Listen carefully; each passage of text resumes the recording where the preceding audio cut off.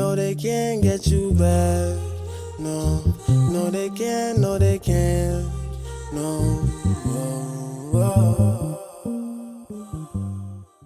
What's going on, guys? It's Arsenal versus Fulham. So here's a team sheet right here, guys. So let's have the conversation. Saka's back. I think that we're looking for a change in the way that we've been playing over the last few months, because it's been diabolical to watch. It's been awful to watch. But in comes a guy who's got 22 goals and assists in his last 24 starts for Arsenal this season. That's a lot. That is a lot, guys. That's like, looking at it, it's like 94% chance of him scoring or assisting in any game he plays. It's ridiculous numbers. So by all accounts, yes, he's back, but he's on the bench. So let's not sort of hold him to any standards, or Arsenal to any standards, in regards to what the result can be. What do we want out of it, guys? We just want him to prepare himself for Real Madrid. That's it.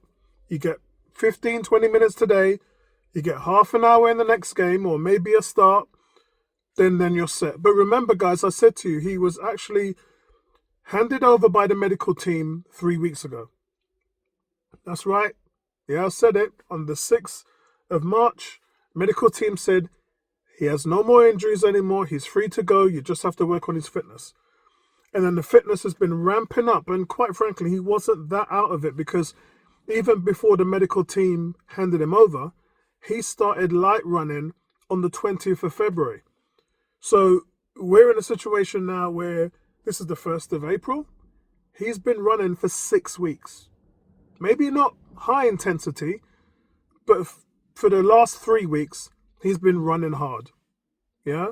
So that's the kind of timeline which, quite frankly, I was saying that they could have taken him back any time at that point. But once the medical team handed him over, it was down to Mikel Arteta.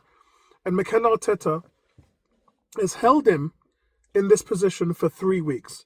Saka, I know, must have been clawing his way back, begging to come back, begging to play, begging to be a part of it. But the manager's done his due diligence. He's taken his time and he's eased him in, and he's let him do all that hard stress point working at the training ground.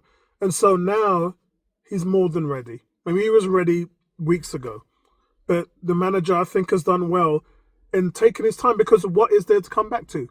He's looked at the schedules for, I'm not going to try and rush him back in games that don't really mean that much. I mean, the fact that Arsenal was scraping wins, it wasn't really asking for you to bring Saka back at that point, was it? Now, for Arsenal, really, it's just a massive boost to have him back. And really, it's the catalyst. Even though he's on the bench today, it's the catalyst for those guys on the pitch to just find that extra bit of energy, the oomph that they need, to run that much harder, or to spot that pass and increase your movement, and just work harder and commit yourself and be more desirable in your approach. Saka will give the team that, because they know he's there now. It's one thing knowing you can't depend on something that's not there, or that you have someone that's now a part of you when you're building towards that. I did say before Christmas, before Saka got hurt, I did say that they're going to win the Champions League. And the only reason why I would say they can't do it now is because they don't have Havertz. But I even heard some stuff about Havertz, but I'm not going to tell you guys about that on this chat. But don't be surprised if you see Havertz back before the end of the season. So, yeah, that's where we are, guys. I mean, I've gone for a 2-0 win today for Arsenal. I'm just going to be waiting for the crowd to erupt when Saka comes back on the pitch. I can't wait. Like, my heart is pounding just thinking about what it's been like, for the 4 months that he hasn't been here. And couple of big news today, without sort of talking about Arsenal, is the first is Haaland is going to be out for 7 weeks. So he's practically going to be out for the rest of the season. He'll be back towards the end. I mean, he might be back before the last 2 games, which is, there's only 9 games left, right? So he's going to be out for 7 or 8 games, which is what they're talking about. Pretty humbling experience, I'm guessing, for him. And the last thing is Aaron Ramsdale. So it's a given now that Southampton's going to get relegated. And talked to a couple of agents this morning, and they were saying Aaron Ramsey's agent is already talking to a couple of teams. One of them's Arsenal. So this would be really down to the fact that does Mikel Arteta really want him back? I mean, if you're going to pay money, they're going to look for money, right? So you might as well get Garcia instead. On top of that, Bournemouth, who Ramsdale played for before, are also interested in him. So I could see a world where in the summer that Bournemouth put in a 25 million bid for Aaron Ramsdale, or 20 million bid for his services, and then he goes back to Bournemouth. I'd be surprised if he goes back to Arsenal. In fact, I don't think he would go back to Arsenal because there's just too many memories. The pregnancy thing, him losing his role and having that shoved in his face every day.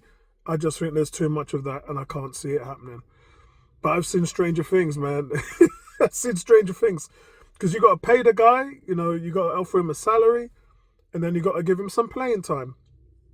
I think he's got a good chance of battling for a job at Bournemouth, but he ain't getting a job off David Raya. David Raya is clearly and by far over and above a better goalkeeper than Aaron Ramsdale is. And I can't believe there might be a smidge of some of you guys out there that still think otherwise. But then, you do you, respect your opinion. So that's what I'm looking for today, guys. I'm looking for Arsenal to win 2-0 today. There's going to be a lot of attacking options now available. Ranieri, Martinelli, SAKA, who's going to be the rotation. We know Moreno's going to start up top. Ranieri and Martinelli, which is kind of a mix that they haven't really done because they've always played Trossard. So Trossard is the guy who gets to sit today. Some people might think that's a good thing. I actually think he's been improving of late. And he's also one of them guys who shoots on sight. Hasn't been doing a lot of that lately, I know. But even in Forest, when we had like 20 shots and 10 of them were blocked, he had 7 of those shots that was blocked. 7 came from him. So anyway, he's on the bench today, so it's time for us to really see what those guys can do now. It's a different formula at the front three, so Arteta switching it around a little bit and seeing if he can get something from there. Midfield again, and defence and back four is as usual. Speak to you guys later.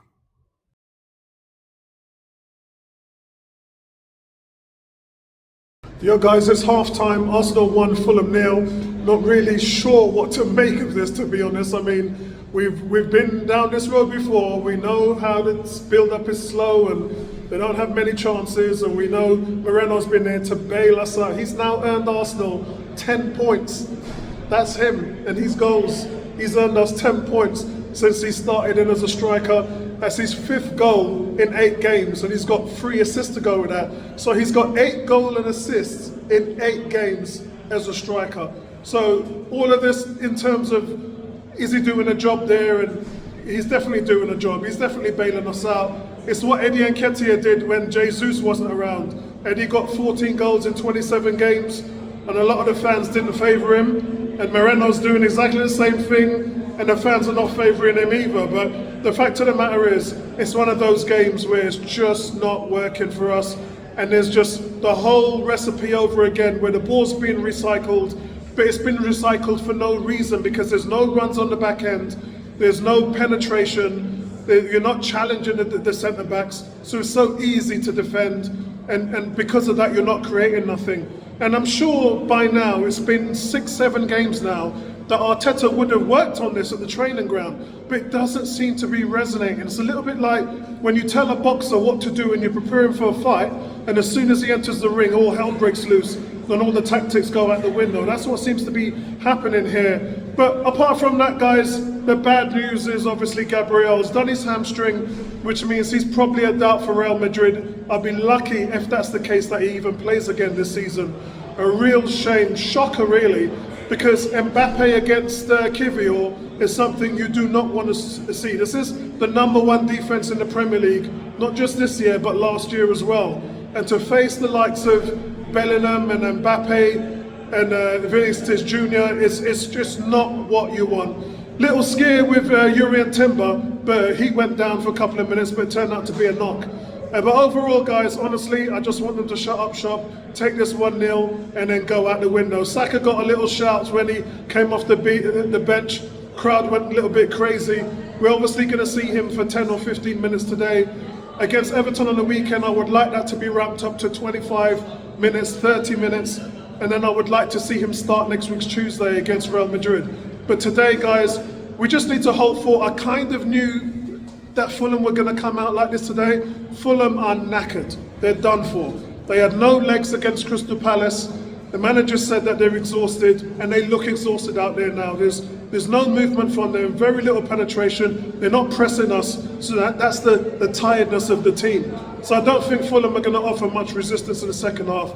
But it's really just about Arsenal trying to create those overloads in the midfield. I know the build-up play is slow. I get it, guys. It doesn't look good. It's not great. But the result is what it is, guys. It's 3 points, it's 1-0. So let's maybe bag another one in the second half. Let's see Saka, and then we can all go home happy. Speak to you guys at full time.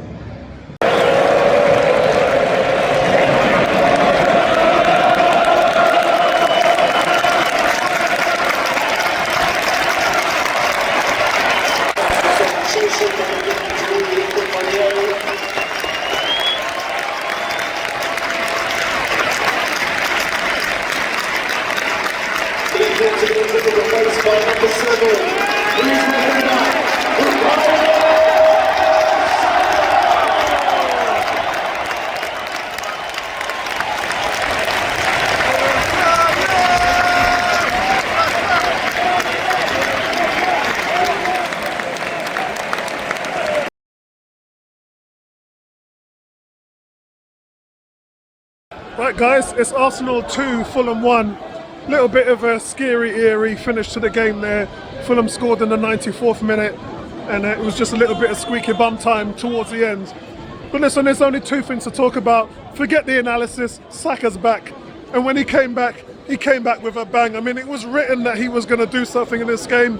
And he had his moments. He put for a beautiful left-footed cross, 40 yards, completely took the whole defence out of sync, and Martinelli failed to get onto the end of it. But it wasn't just that. Martinelli, who's going to be my man of the match, by the way, and that's really the other thing I needed to talk about. What a stunning performance from him. He storms through the midfield, lays the ball off, Trossard crosses the ball, and then Martinelli runs into the ball and flicks it back with his heel right onto the head of Bukayo Saka, and Saka is back. And it's not just the fact that Saka's back, it's just he makes the whole team go. And I think before the game, when I previewed it, I said he galvanizes this team. He gives you something which, quite frankly, no players on this team gives you. He gives you that threat. You know, his movement, his delivery, his touch, his positioning, it's all peak. And when you've got that to play alongside, it lifts your level. And you could see that tonight. The players around him was just lifted by his presence. And it just felt like Arsenal, when Saka came on, it just felt like Arsenal could go on and get a few more goals. Another beautiful move where Martinelli finishes with a brilliant goal, but then he's given slightly offside on VAR for that. So you know what, we'll take that. The bottom line is, Martinelli put in a Liverpool Jurgen Klopp type performance today, as if we were playing Liverpool. And I haven't seen Martinelli play like this season. Yeah, this season, every time he got the ball, all he wanted to do was run forward, take defenders on. He had about 6 crosses in the game. The delivery was on point, and just fantastic, really. Got his assist, but he was the guy that made the big difference today. So I can't believe I'm giving Martinelli man of the match. But then that's where it is, guys. He just put in that performance. You'd want him to turn up like this against Real Madrid next week. And the only downside today, guys, which unfortunate, is Gabriel's injury. Looks like he's done his hamstring. He's probably gone for the rest of the season. But not just that, Urian Timber had the knock in just after half time. He carried on playing, but then they took him off and he was very slow going off. So we'll have to assess him as well before the Everton game this weekend. But all is good in the world, guys. Saka's back. Run things right now, and Arsenal look dangerous again going forward. Is that going to be enough for Real Madrid? We're going to have to see. Speak to you guys later. We made it this far, so I can't complain. Let's take, yeah, let's take a trip down memory